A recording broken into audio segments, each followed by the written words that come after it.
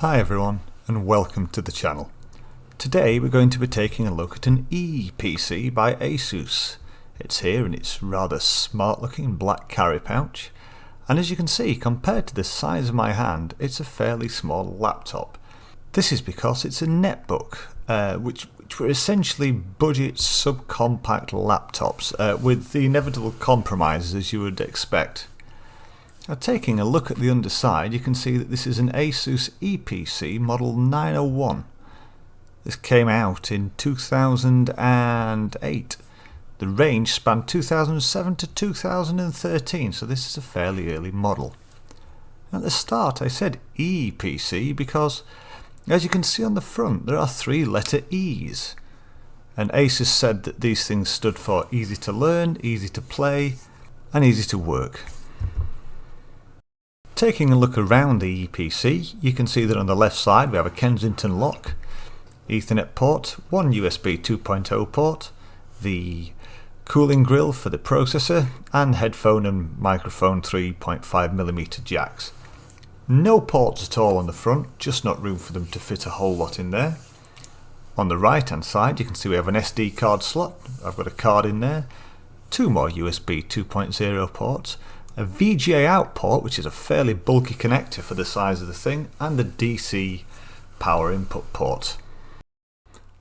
Here is the power brick that comes with the Eee PC.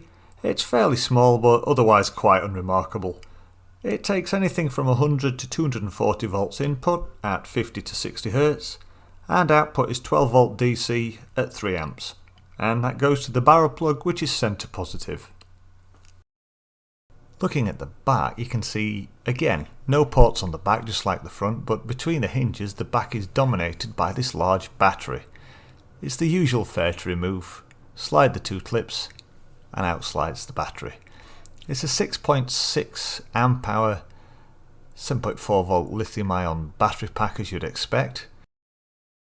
Now, to open this up, there are no catches on the lid, just a detent, so we grab the lid, open it up, and here is the Asus Eee PC. Now, the screen measures 8.9 inch diagonally. It's 1024 by 600 resolution. This is bigger than the screens on the very first APCs, which were just 7 inches diagonal, and they had giant speaker grills with speakers behind, I presume, down either side, which really ate into the sort of screen real estate. This one fills the majority of the lid.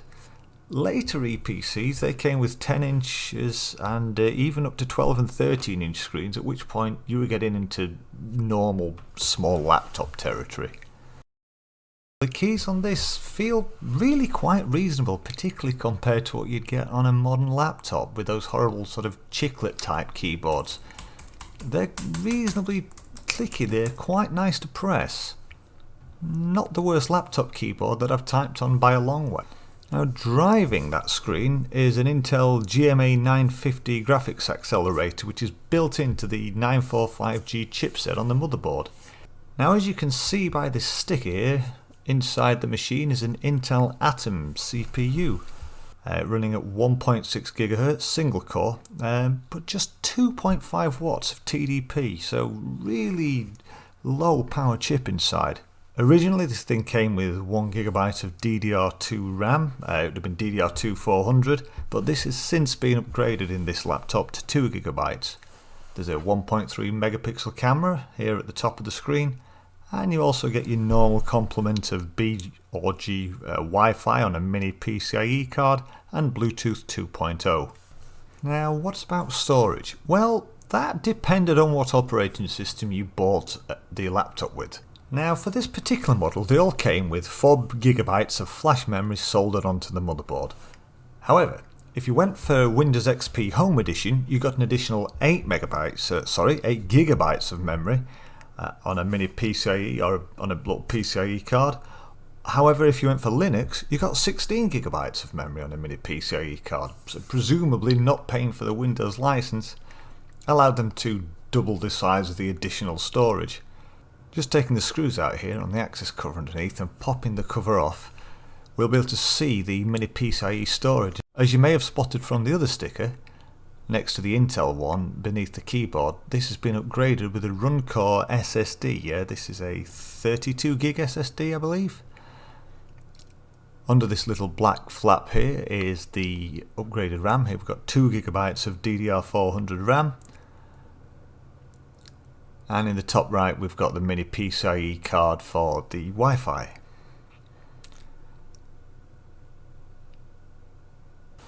Now getting ready to boot this thing up, you can see that we're on DC power because I haven't used this for a while and I'm not sure how much charge is in the battery.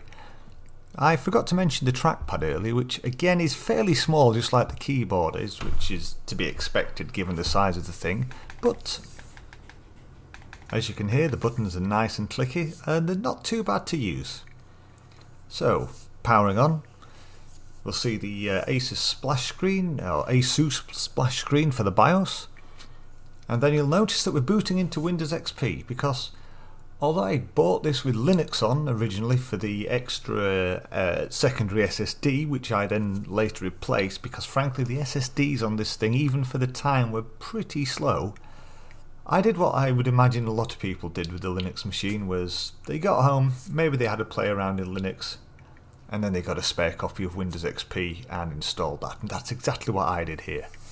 Now you may have noticed that booted up pretty quick. Part of the reason for that is the Windows XP install on here isn't a normal Windows XP install. It's been effectively compressed down by a program called Nlight. What Nlight does is it allows you to strip parts of Windows XP out and then build an installer from the remaining parts, and it's quite good at making sure that the stuff you strip out doesn't somehow catastrophically break Windows XP. So you can strip out all the junk you don't want and it leaves you with a smaller, sort of sleeker, faster install of Windows XP, which for a netbook like this, particularly where processing power is quite limited, it's an ideal sort of operating system.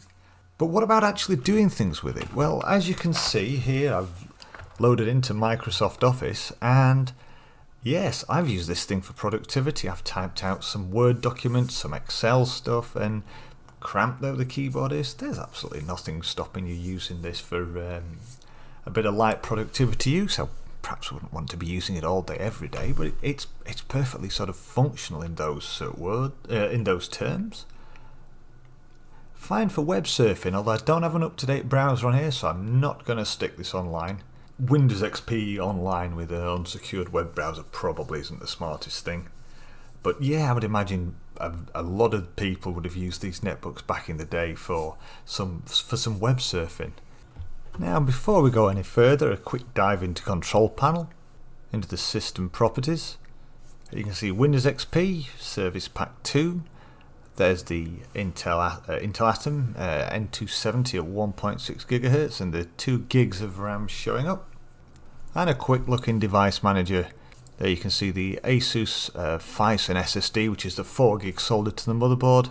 And there's the additional run-core SSD, which effectively that's been made the C drive. That's much faster than the built-in one. That's where the OS and all the rest of the stuff is installed to, and the 4 gig drive just sits there doing very little. Another thing I used to use this for was before the advent of ODB2 scanners for cars. A lot of them plugged in via serial or USB. So using a serial to USB converter, I did a lot of data logging and maintenance on my cars with this using this scan tool. I have to give a shout out to the person who designed the colour scheme for this though. The green, the orange, the purple, absolutely beautiful. What a product of the early 2000s that is. But most of all, like a lot of people did, I suspect, I used this for games. Now, I have a lot of ISOs installed on the little SD card, with the actual installs being to the SSD. I use daemon tools, as you can see, to mount those ISOs, and then we can do some classic retro gaming on it. First, we're firing up one of my all-time favourite games, Command & Conquer Red Alert. This little PC is perfect for this sort of game.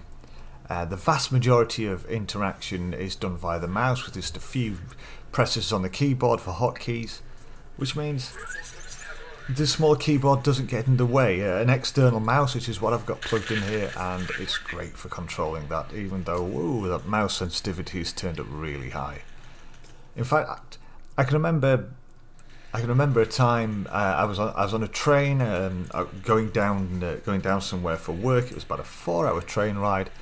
I didn't have a table seat. I just had a little fold-down tray on the back of the seat in front. This thing fitted on there perfectly. I had the mouse rested on my leg. Played Red Alert the whole way down. The screen on this, I've got the brightness on this turned up quite high, but these were never the brightest screens. They're fine indoors, but you take this outside in direct sunlight, it's a struggle to see the screen. For 99% of computer use, it's absolutely fine. Again, the speakers can go up quite loud. They do tend to distort a bit if you get them up too loud. A pair of headphones is perfect for this sort of machine.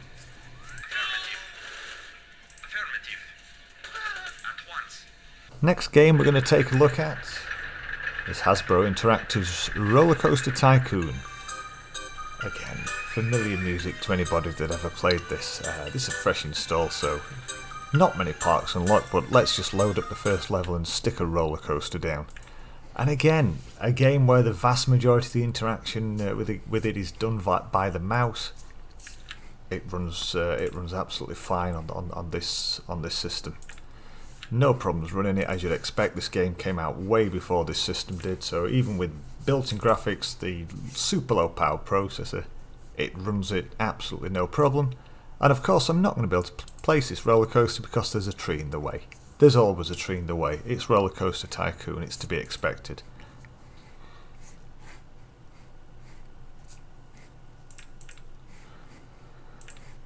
Now, other models did follow this Asus EeePC. As I said, this came out quite early in the range, just 2008, and it ran right through to 2013.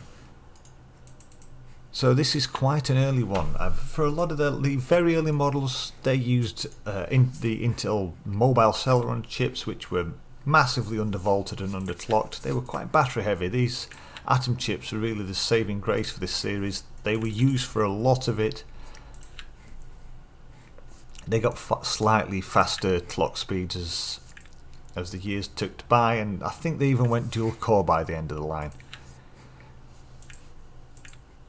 Other companies, they also tried to cash in on this sort of netbook boom, because there was a lot of hype around these things when they first came out. They were small, they were light, they were cool. You know, people thought, oh, this is brilliant, I want one of these. People like MSI, they brought out their Wind lines, Samsung, a lot of HP as well. A lot of your typical sort of big PC builder types, they all wanted a slice of the netbook market, and it was a market that burned brightly, but like a lot of things that burnt brightly, burnt for quite a short period of time, certainly in technology terms. Why was the market for these things quite brief? By the time Asus was releasing its final models in 2013, the market for them was about over. And the reason that it was over, well, it was twofold. Firstly, price creep, as is inevitable. Each subsequent release got more and more expensive than the last one, until the whole budget idea behind these things had really been lost. They weren't really budget purchases anymore. And likewise, as the size crept up, they became really no smaller, or not a lot smaller than normal laptops. So if they weren't any cheaper or they weren't any smaller, the whole point of buying one of these things over a normal laptop kind of disappeared, and as you'd expect, people stopped buying them. However, the main thing I think which killed these was the advent of the tablets, or certainly the cheaper, mass-produced, more affordable tablets, with what I would imagine was a lot of people just doing web surfing, maybe checking email, watching a bit of YouTube, for example, on EPCs.